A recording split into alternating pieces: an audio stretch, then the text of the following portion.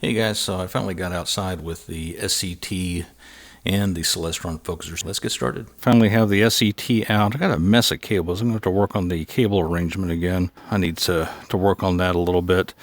Made a few adjustments inside my little power distribution box. One of the things that I've done is to take the Ultimate Power Box 2 and Velcro it to the side of the plastic wall here in this closed-in case. I tried powering the mount with the 12-volt power supply of the Ultimate Power Box, but man, it just doesn't want to work. So I'm still stuck with the AC adapter down there and a corresponding plug-in to pseudo power strip there. So I'm sticking with that.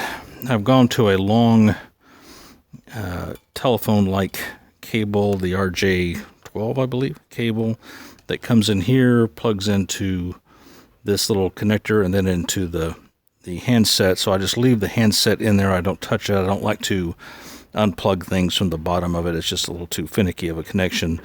I'd prefer to have the connection here, and then if something breaks, I just throw away that little cheap piece of equipment there and replace the cables. I think that's about it for this thing. One thing I did do, I had to replace the long USB cable that goes back to the house. Oh, there's Harriet, the astrophotography kitten.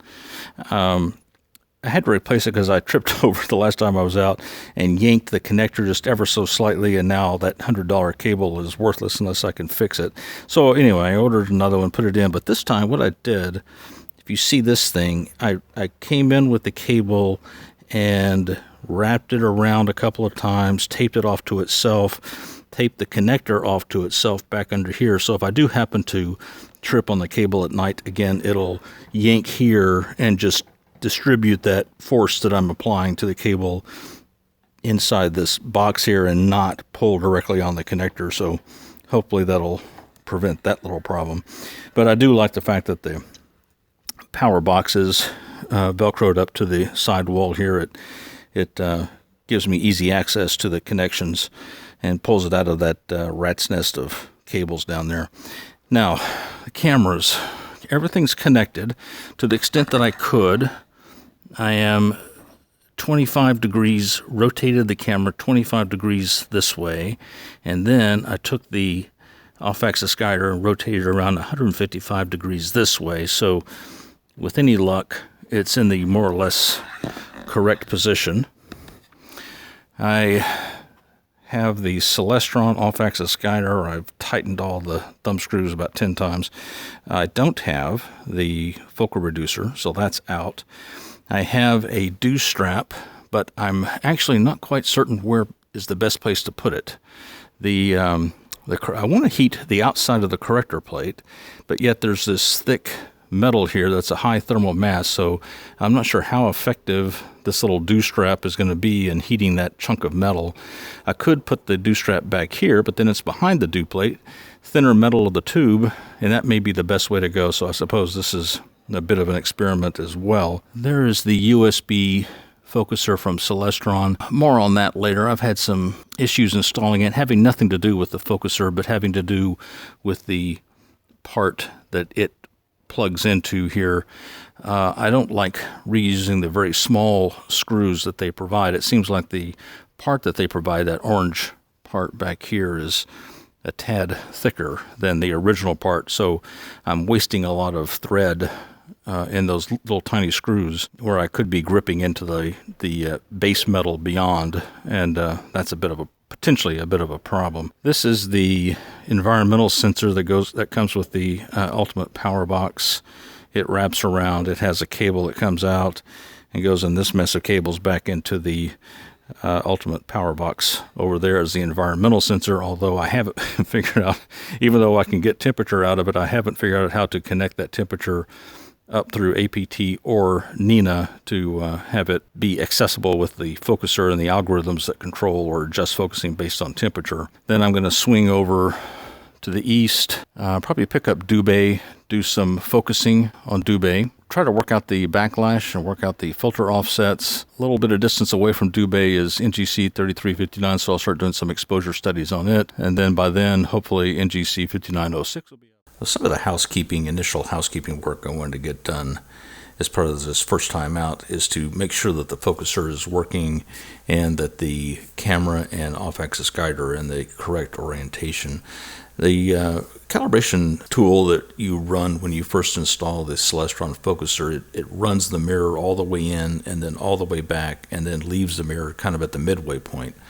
That's fine, except I never knew where the mirror was before, so I wasn't sure which way to go to get focus. I wanted to get down to the business of coming up with the parameters that we need to have to enter into either APT, NINA, or SGP. And those are the backlash in the focuser, what is a find focus step for the focuser, and what are the filter offsets. And then finally, I slew over to the two targets, and I wanted to confirm that the orientation I came up with, the orientation of the camera and the orientation of the off-axis guider relative to the camera, that left me with guide stars for both targets, will work out. So I wanted to make sure we verify that the camera and off-axis guider are in the correct orientation, and I figure if I can do all of that, then I'm going to claim victory and walk away, probably with no images whatsoever to speak of. But all right, well, first thing I did was start focusing. Now, I like to use Sharp Cap, and back here in the back, you can see this window here is the standalone focusing tool that Celestron provides. For the focuser, so you can control the focuser without being in APT or some other software. So that's kind of handy. So in this case, when I was first looking for the, in this case, Dubé, I slewed over to Dubé. The mount wasn't aligned, but I have the finder scope up there that I had once upon a time, years ago, aligned so that its center of view is the same as the telescope center of view. And I use the hand buttons on the hand control, which I probably haven't used in over a year, to move the star Dubé into the center of the finder scope, and that usually puts it within the field of view of the Schmidt-Cassegrain. And I just, by luck, happened to decide to move the focuser inward. As I said, it starts at the midpoint after the calibration routine is run, and you can just see the donut of the out-of-focus star here, so I was very fortunate that I guessed in the right direction and had some settings so that I could just begin to see the outline of a very out-of-focus star here. And then once I got it down to a point, I turned off Sharp Cap and the Celestron Focuser tool and went into astrophotography tool and linked up with the focuser through APT, and then did some fine focusing with the Bahtinov mask to get Dubé fully into focus. It did focus, it works fine. I was very pleased with that, so all systems are go for the next step. So the first thing I wanted to do with the focuser, now that I had focus and I was still focused on Dubé at the time, is to come up with what is the fine focus step for this combination of focuser and OTA. The focuser itself has a certain resolution, turn resolution to it, but the threads on the OTA also have a resolution to it. So the combination of the focuser's ability, the fine resolution in the focuser, and the resolution of the thread on the OTA focuser determine how sensitive the focusing is, and we need to know that to enter in what corresponds to a fine step to be entered into NINA or astrophotography tool or so on. And also I wanted to come up with the filter offsets. Now I've done this before with the Pegasus Astro Focus Cube 2, and I just followed the same procedure here with this focuser. And what I've done is to set up an imaging plan within APT that just cycled through each filter for a given focuser setting, and then it used the Bahtinov mask focus score in pixels from ideal focus, 0 being on focus and plus or minus pixels out of focus. And then when it would finish the imaging plan, taking an image, and for each filter, I would change the focus position by, it looks like 10 steps here. In this case, I started in and I started moving out So I started well out of focus and then moved towards focus, and then again ran the imaging plan.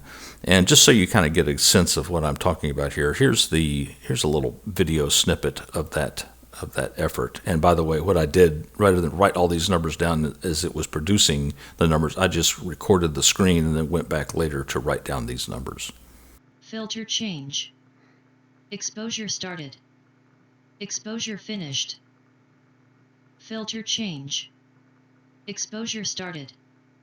Exposure finished. Filter change. Exposure started. Exposure finished. Filter change. Exposure started. Exposure finished. Filter change. Exposure started. Exposure finished. Filter change. Exposure started. Exposure finished. Filter change. Exposure started. Exposure finished. Imaging plan finished.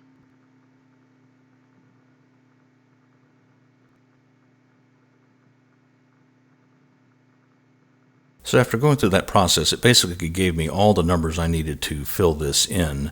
And then these points over here are these points plotted up. And what you see here for each focuser position, you can see the corresponding focus error, Bahtinov mask focus error from the Bahtinov grabber software is plotted along here, and there's some variation. First, there's variation because I'm changing filters, but there's also variation because there's just natural atmospheric variation. In the ideal world, if there were no atmospheric disturbance, a perfectly still atmosphere, and there were no changes in the filters were perfectly parfocal, this would just be each filter point would lie on top of the other, and there'd be more or less a straight line going up. But that's not a perfect world, so that's what we have to deal with.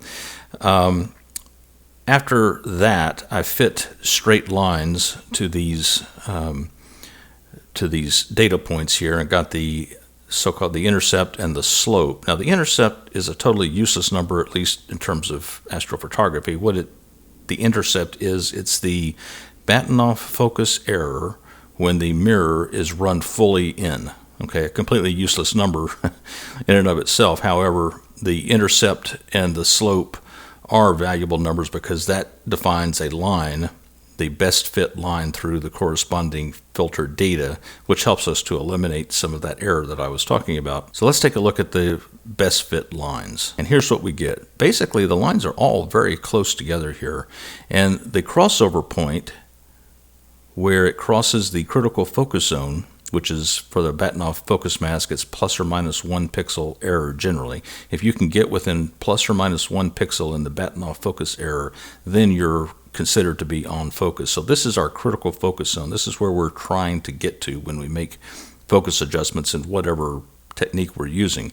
And this crossover point can be obtained by just taking a look at the intercept, divide it by the slope, take the negative value, and that is this number right here. And if you take a look at that, each of these numbers is actually very close, right? We have 15,299, so that's minus 1, plus 3, on focus, minus 1, minus 2. What it's saying is all these lines are crossing within 1 or 2 focuser steps of each other.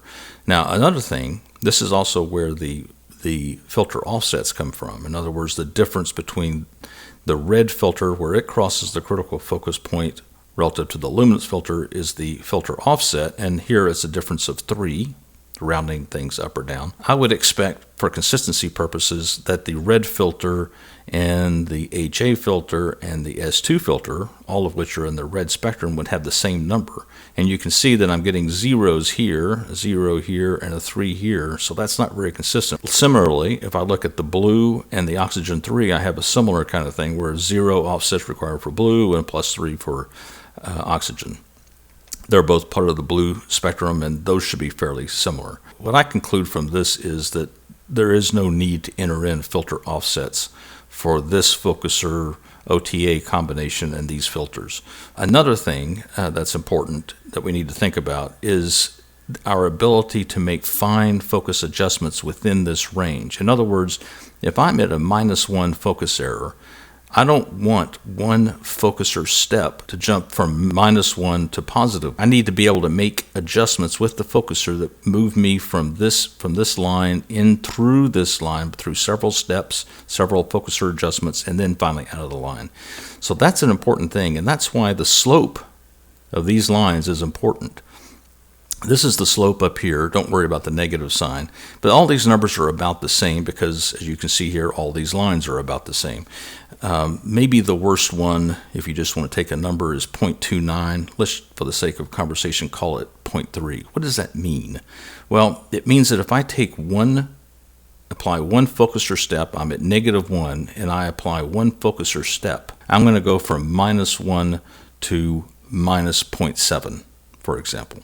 The next focuser step would take me from -0.7 to -0.4, and then -0.1, and then +0.2, +0.5, +0.8, and so on. So that's good. We want this number to be less than 2. Okay, this number had better be less than 2. If it were equal to 2 and I was at -1 and I took one focus step, it would take me from -1 to +1, and I would jump right over the critical focus zone. So this number definitely has to be less than 2. In this case, we are quite a bit less, so we can make a number of fine focus adjustments within the critical focus zone. So that's important. When APT or NINA, SGP ask us what is a fine focuser step number, for my Pegasus Astro, I tend to use about 10 because it's a very fine adjustment combined with the Explore Scientific ED102 focuser. Here, the Celestron C9.25 focuser, mechanical focuser, and the electronic focuser combine to make it a bit more coarse. So in this case, what it looks like I'm going to be using is a fine focus step of 1 or 2. If I did 2, then 0.3 here would be 0.6. So if I was at -1 in terms of error, just out of focus, and I made one focuser step in to make it better focus, I would go from a -1 to a -0.4, from a -0.4 up to a +0.2, then to a 0.8. So I would have a couple of steps in there where I would be in focus. So I don't know, I may experiment here. I may start off with a fine focus step of 1. Another consideration is auto-focusing routines that are in NINA and SGP, for example, and even the pseudo autofocus routine that's an APT. You kind of want to be able to make steps in focus adjustment that are exceed the atmospheric variation, and when you're getting down to this level of one step, you're kind of in that range where a focusing step can be misinterpreted as atmospheric disturbance or vice versa.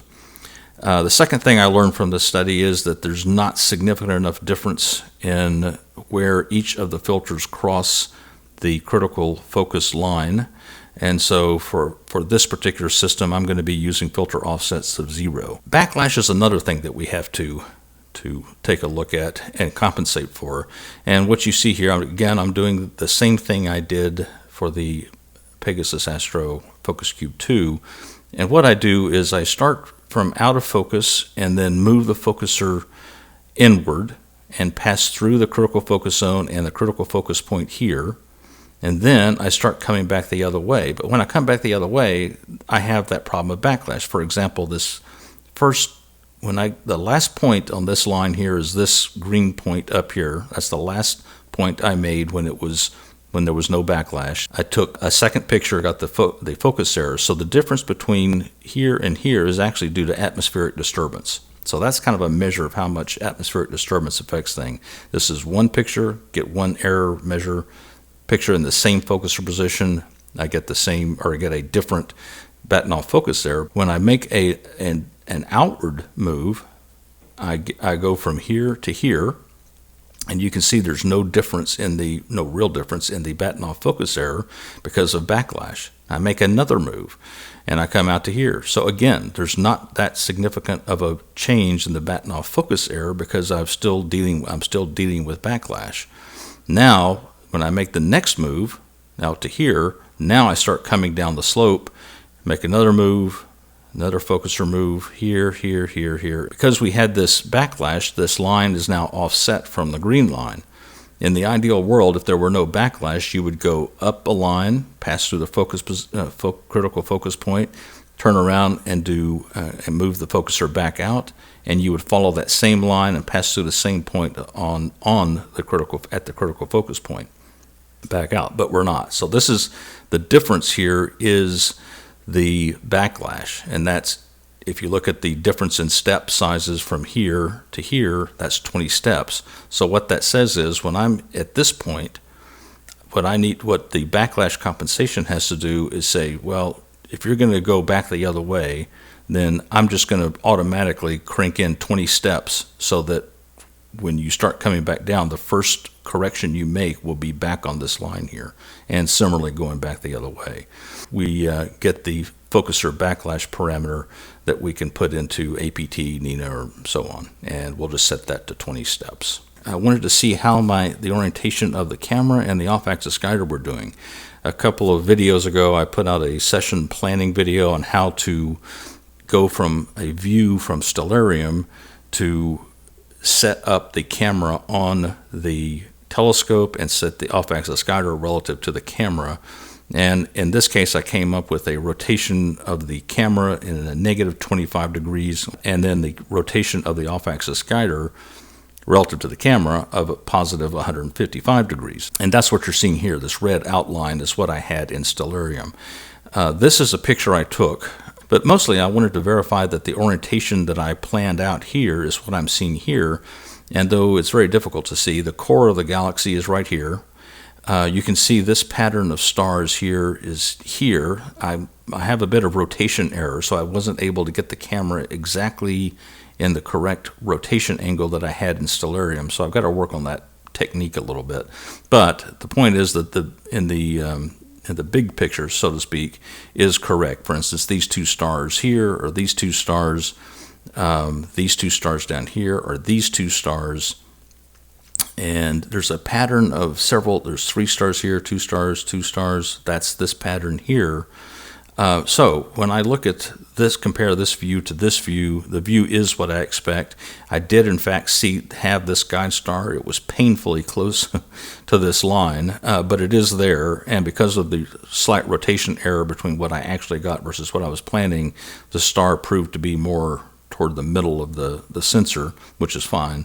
It's just right on that edge. However, knowing that it's there, when I go back to this target, I know that if the star doesn't appear to be there, I know where it is, and all I have to do is adjust the pointing of the scope to move these stars in, and then that will move the guide star that will be out here into view, into my off-axis guider view.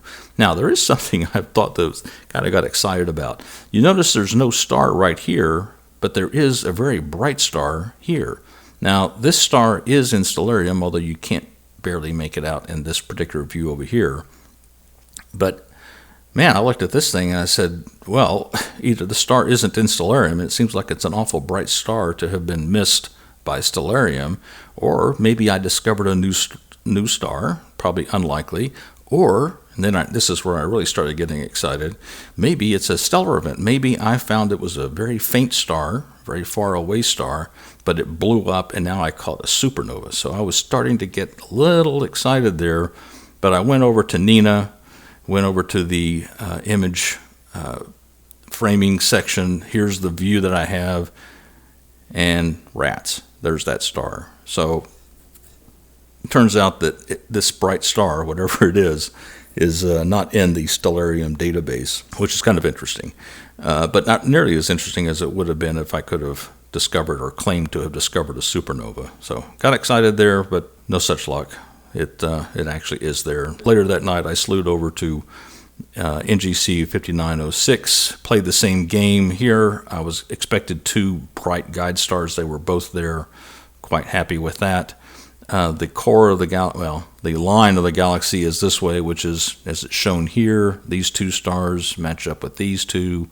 You've got this quadrangle of stars up here that matches this quadrangle of stars, and these triad of stars here is this triad here. So everything is as expected, and I was able to see without any difficulty these 2 big guide stars here. Now, I'm not seeing these other stars. So one of the things that I got out of this is, I think going forward, I am going to continue this planning session with the Off-Axis Guider to ensure that I've got some fairly bright stars available for guiding. It may be that I could play with the settings on my camera and it might pull out these other stars, and they might have adequate signal to noise ratio for guiding, but I don't want to risk that, and I'm going to go ahead and keep playing this game of orienting the camera and the Off-Axis Guider to make sure that I have some good guide stars to work with. In this case, orientation all worked out. The view is as expected here as well. I learned through my exposure testing that I'm going to have to stick with a gain of 50 for the broadband filters. Probably use 100-second exposures for the red, green, and blue, although I may kick this up to 150 or 200 seconds for the luminance. I don't care so much if I blow out stars with the luminance filter. That's not where the color comes from. The luminance filter is giving me the detail, hopefully, in the galaxy. I would prefer not to blow out the stars with the RGB filters, because that's where the color of the stars will come from. I might be inclined to go to an overexposed, so to speak, or more exposure with the luminance filter, just to get more detail in the galaxy. On the HA side of things, I'm going to continue to use gain 139. I tried the 200-second exposure. It looks okay. I could probably push that, though, up to 250 or 300 seconds, and I would be okay with that as well. So all in all, I think this little study, this first night out, was very successful, and also did some housekeeping with the Off-Axis Guider, in the sense that I took some darks, some bad pixel map all within PhD2, and also did a calibration up near the crossing of the meridian and the celestial equator. So the system is set up to go, but it's going to be a while because I've got several business trips coming up that's going to take up a good bit of time and keep me from doing some imaging that I'd like to do. But everything's set up and ready to go. So thanks for watching, and I'll talk to you guys later.